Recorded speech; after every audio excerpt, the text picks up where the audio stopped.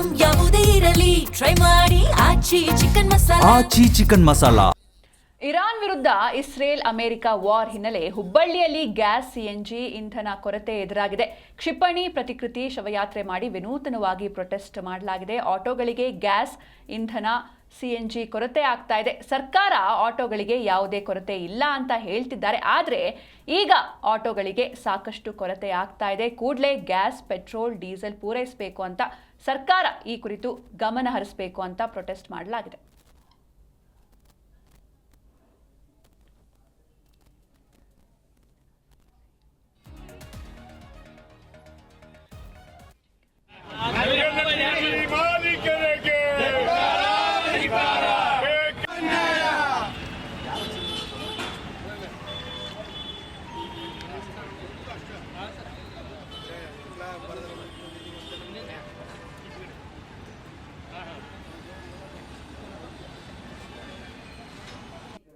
ಮನೆಗೆ ಬಳಸುವಂತ ಸಿಲಿಂಡರ್ ಕೂಡ,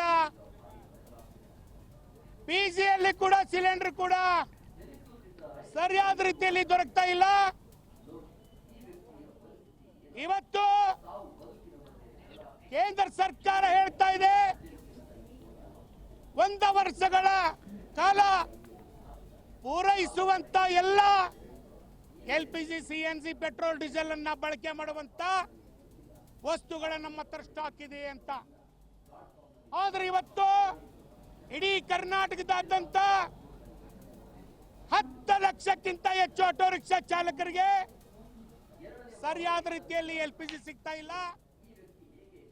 ಇವತ್ತು 60 ರೂಪಾಯಿ ಇದ್ದಿದ್ದು 55 ರೂಪಾಯಿ ಆಗಿದೆ.